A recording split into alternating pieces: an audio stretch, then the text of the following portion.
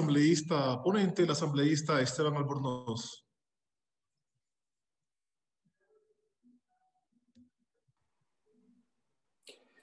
Muchas gracias, señor presidente. Un saludo afectuoso a los colegas legisladores que nos acompañan el día de la tarde de hoy. Un saludo a los medios de comunicación, a los ciudadanos. Vamos a tratar un proyecto importante, recordando que este pleno de la Asamblea Nacional aprobó una ley fundamental, una ley que ya está dando resultados para el país. Me refiero a la ley del emprendimiento y la innovación. Y con este proyecto de ley que pretendemos, pues, ahora fortalecer algunos aspectos que constan en la ley que está vigente. Si me permite, por favor, compartir pantalla, señor presidente, creo que se puede observar aquí. Yo les decía, pues, que es importante retomar algunos temas puntuales luego de la pandemia, luego de la aplicación de algunos conceptos de la ley que justamente el mes pasado cumplió un año de vigencia. Y me refiero a que es importante tratar algunas reformas de la Ley Orgánica de Emprendimiento e Innovación con énfasis en el emprendimiento juvenil, en hacer efectiva la implementación del emprendimiento juvenil en la ley que nosotros aprobáramos. Como les dije, pues, la Ley Orgánica de Emprendimiento e Innovación, que lo aprobamos en esta asamblea, fue aprobada y está en vigencia desde el 28 de febrero de 2020. Prácticamente hemos cumplido un año y algunos días más de que esta ley está vigente. Y la ley comienza a dar resultados. Primero, un tema importante, uno de los principales obstáculos que tenían los emprendedores, los jóvenes, los soñadores de nuestro país, era que formar una compañía era extremadamente complejo, difícil, además que tenían sus costos notariales, permisos de un lado, permisos en otro, y es por eso que, por iniciativa que presentamos el asambleísta César Ron y el que habla, incluimos en la ley el concepto de las nuevas sociedades de acciones simplificadas, unas nuevas formas de compañía que habían dado muy buenos resultados a nivel internacional, a nivel regional en varios países, Colombia, Argentina, en Francia, en Estados Unidos, en fin, muy buenos resultados, procesos mucho más simples, procesos que se pueden hacer en forma telemática. Recuerden que la ley fue redactada y aprobada antes de la lamentable pandemia, pero cobró mucho más vigencia la importancia del contenido de la ley que aprobamos todos los asambleístas por unanimidad. Y miren, desde el 28 de febrero que está en vigencia la ley, ya se han creado 4.833 sociedades de acciones simplificadas. Esto es con corte al 31 de enero del año 2021. Hemos logrado reactivar la conformación de las compañías y esto significa dar facilidades a los emprendedores, a aquellos pequeños empresarios de la economía popular solidaria que pueden hacerlo en forma muy rápida, en forma muy eficiente. Y voy a dedicar unos minutitos para explicar cuáles han sido las ventajas de estas sociedades de acciones simplificadas. Sí, es medio raro y es un poco la excepción que el reglamento salió relativamente pronto, el reglamento de la Ley Orgánica de Emprendimiento e Innovación fue publicado ya el 27 de julio del año 2020. Es raro porque con relación al resto de leyes, pues hay leyes que tienen 4 o 5 años y no salen aún el reglamento a la ley. La Asamblea cumple su trabajo en forma responsable, establece lineamientos generales, pero nos quedamos en la implementación de la ley porque simplemente no se emiten los reglamentos. Y aquí emitir un reglamento no es cuestión de recursos económicos para que no compongan de pretexto el tema de la crisis económica ni de la pandemia. Simplemente es falta de la voluntad de los funcionarios públicos y del gobierno nacional. Pero en este caso hubo la excepción. Salió el reglamento el 27 de julio del año 2020. Se estableció, como mandaba la ley, el Registro Nacional del Emprendimiento está operativo. Todavía no cumple a plenitud este Registro Nacional del Emprendimiento, que no es otro requisito, simplemente es poder registrarse con el fin de optar por los beneficios que brinda la ley del emprendimiento y la innovación, pero ya está operativo, que eso es bueno y hay que reconocerlo. Está implementado también los sistemas informáticos para la construcción de las SAS, por eso es que el resultado que tenemos, esto lo ha hecho la Superintendencia de Compañías, a la que tenemos que agradecer y decir que así se hace país, así se genera y se fomenta el tema del desarrollo productivo, un desarrollo productivo responsable. También existe ya el registro de propiedad intelectual para emprendedores, está operativo. Pero, como siempre pasa en nuestro país, los pendientes de aplicación de la ley, a pesar de que en la ley tuvimos la precaución como Asamblea Nacional de poner plazos y tiempos. Miren, estaba establecido que un Consejo Nacional de Emprendimiento e Innovación, un consejo que no era burocracia, sino es un consejo de tipo transversal, porque así es el emprendimiento y la innovación, que funcione bimestralmente.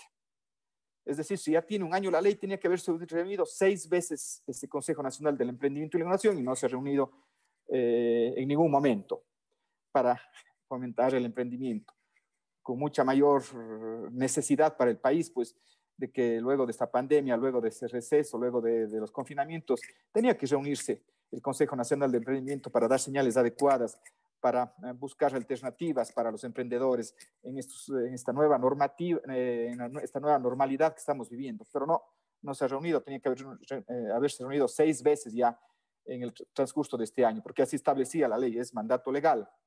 El presidente de la República tenía que nombrar al secretario técnico del Consejo Nacional de Emprendimiento y Innovación, no lo ha hecho, no se ha nombrado, o sea, ya un año de retraso con relación al secretario técnico. Es un tema tan sensible, vuelvo a repetir, luego de la pandemia, luego de que es imperativo buscar cómo generar nuevos emprendimientos, cómo generar puestos de trabajo, pero no se nombra al secretario técnico del Consejo Nacional del Emprendimiento y la Innovación. Este es básico, pues, para poder darle institucionalidad a lo que establece la ley, para que pueda implementarse la ley, pero no se nombra.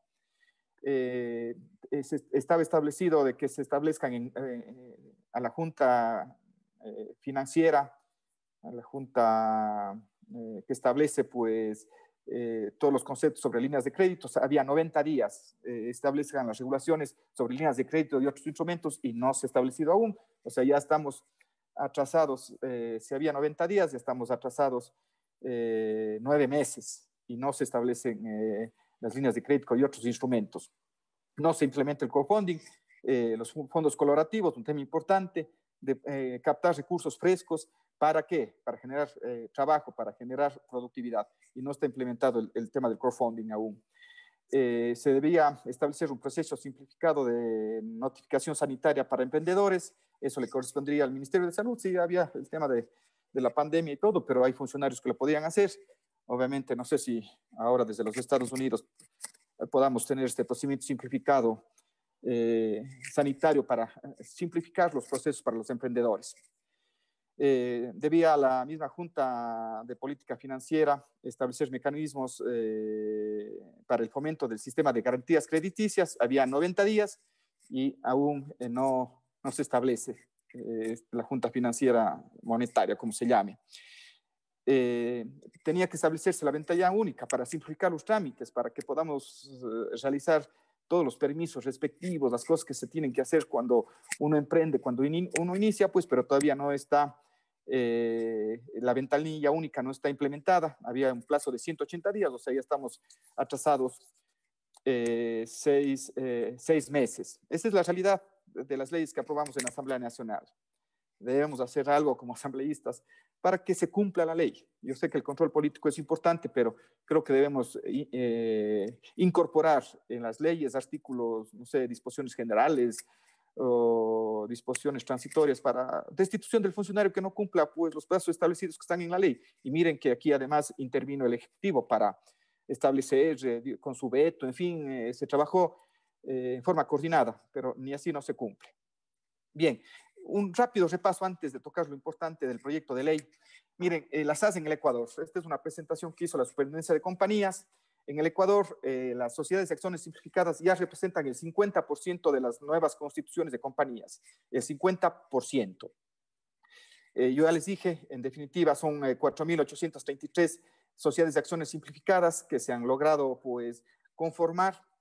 Un tema importante además es que prácticamente el 50% de las SAS, de estas nuevas compañías, son sociedades unipersonales, que ese era un gran vacío que teníamos en la ley. Había un emprendedor, un soñador, y claro, la ley establecía para la conformación de las compañías limitadas o las sociedades anónimas que exista al menos un segundo socio, y eso realmente iba en contra del espíritu del emprendedor. Bueno, ahí está un cuadro, una tabla, pues donde se ve cada mes cómo han ido generándose los diferentes tipos de compañías y obviamente supera las sociedades de acciones simplificadas. Creo que es importante eliminar toda esa cantidad de tiempo que significaba constituir una SAS. Recuerden que constituir una compañía en el Ecuador, esto de acuerdo a los datos propios de la Superintendencia de Compañías, Valores y Seguros, pues se hablaba de más de 45 días.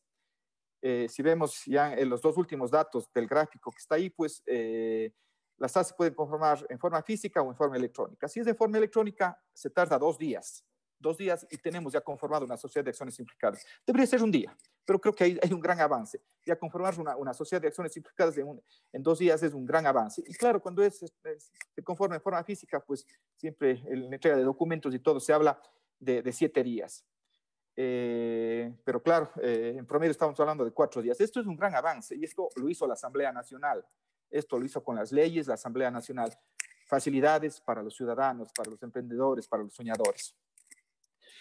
Aquí hay otro cuadro interesante. Las SAS ayudaron a impulsar la recuperación de la generación de empresas y la recuperación de generación de empresas es recuperar al sector productivo y generar empleo. El cuadro es clarísimo, ¿no es cierto? Durante el confinamiento, pues obviamente ya no, al inicio del confinamiento, pues ahí está clarísimo el dato, el 16 de marzo, pues prácticamente no hubo generación de empresas, conformación de empresas, pero miren, apenas ya simplemente en la superintendencia de compañías, el 18 de mayo, cuando ya se promulga la ley del emprendimiento y la innovación, a partir del 18 de mayo comienza una recuperación y se comienzan a conformar las nuevas empresas, y estas son SAS, en definitiva.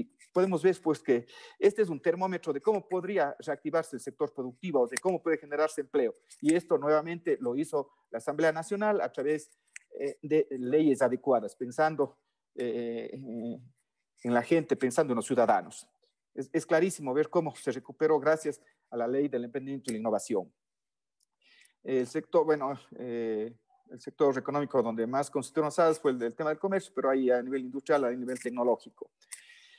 Bien, esto es lo que ha sucedido con la ley del emprendimiento y la innovación, es importante.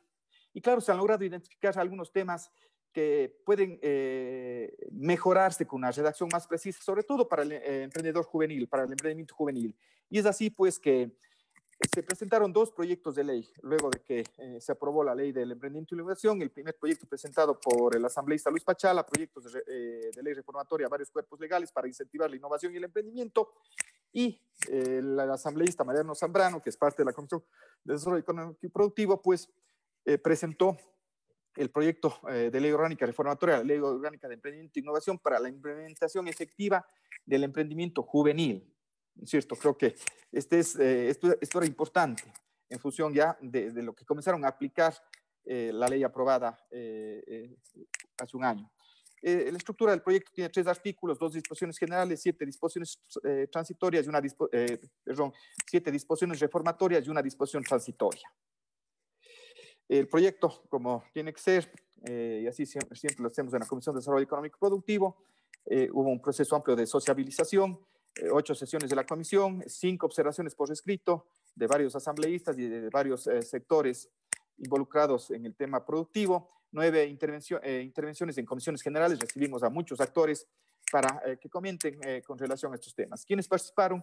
El Ministerio de la Producción, obviamente, es el Ministerio Rector, universidades. Aquí hubo la participación activa de universidades, que estamos hablando del emprendimiento juvenil, la Universidad Andina Simón Bolívar, la Universidad Técnica Particular de Loja, la San Francisco de Quito, la Técnica de Manabí. En actores privados, Alianza por el Emprendimiento y la Innovación. Creo que es importante el gran apoyo que hemos recibido siempre de esta Alianza por el Emprendimiento y la Innovación, un tema privado sí, pero que ha funcionado bien y nos ha acompañado, nos ha asesorado para estos cuerpos normativos. También participaron Rolde, GCA, y entre las instituciones participó la Superintendencia de Bancos. En el análisis y en el debate, la Ley Orgánica de Emprendimiento y Innovación prevé presentación de planes de negocio o proyectos de emprendimiento como alternativa a los trabajos de titulación. Se necesita un mecanismo para que tales proyectos se conviertan efectivamente en emprendimiento. Entonces, es una primera motivación para la reforma que presentó la asambleísta Mariano Zambrano. Como medida efectiva para incentivar y fomentar el emprendimiento juvenil, es necesario la implementación de una bolsa de emprendimiento a cargo del Ministerio Rector de la Producción. Entonces, aquí se habla ya de un nuevo concepto, la bolsa del emprendimiento. Y también habíamos que el proyecto propone reformar lo relativo al registro y control de plataformas de fondos colaborativos para que éstas sean gestionadas y supervisadas por la Superintendencia de Compañías, Valores y Seguros. Se pretende, ¿no es cierto?, fortalecer los parques tecnológicos con personal especializado que incentiven y difundan información relevante sobre gestión, liderazgo, marketing, venta, tecnología y otras herramientas del emprendimiento. Se pretende crear un acceso que permite interactuar a las MIPYMES con la comunidad, colegios, escuelas, universidades, para conseguir replicar casos exitosos. Se propone que los GATS coordinen con las instituciones pertinentes el desarrollo de programas de capacitación en áreas de mayor fortaleza productiva, preparando talento humano eficiente para la creación de nuevas empresas locales que impulsen el desarrollo de cada provincia. Es así, pues ya para ir concluyendo, pues en los artículos, el artículo 1, ¿no es cierto?, que reforma el artículo 2, se crea y regula lo relativo a la bolsa del emprendimiento, creo que es importantísimo este concepto que en su proyecto original no fue concebido. El artículo 2, que reforma el artículo 21, reforma las condiciones para acceder a la opción para presentar como alternativas a los trabajos de titulación, planes de negocio, proyectos de emprendimiento, que si bien estuvo incluido en el proyecto original, pero aquí se logra una mayor precisión por la experiencia que comienzan a tener las universidades. Y es oportuno, ¿no es cierto?, que este mismo pleno pueda dejar estas reformas puntuales a una ley que está dando grandes resultados. Hubiera dado mejores resultados si se implementara adecuadamente. El artículo 3, reforma el artículo 33, propone el cambio de la atribución de registro y control de las plataformas de fondos colaborativos desde la Superintendencia de Compañías de Valores de Seguros a la Superintendencia de Bancos. Hay unas disposiciones reformatorias, se refiere al fomento de la innovación y emprendimiento orientadas a los gobiernos autónomos descentralizados y entidades educativas.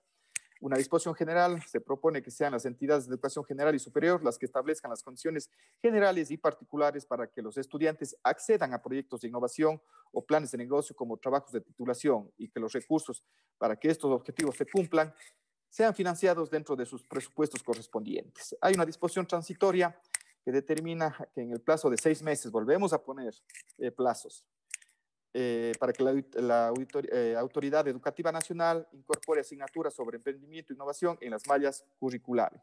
Esto es lo que pretende este proyecto de ley, hacer reformas puntuales, mejorar lo que aprobamos de forma muy acertada y por unanimidad la Asamblea Nacional. Esto es, señor presidente, pues seguro que tendremos aportes muy importantes en el debate que se va a abrir a continuación, pues agradeciéndole a usted, agradeciendo a todos los miembros de la Comisión de Desarrollo Económico y Productivo por el aporte que hacen con relación al trabajo de la Comisión, en este caso a este proyecto que está relacionado con el emprendimiento juvenil. Gracias, buenas tardes.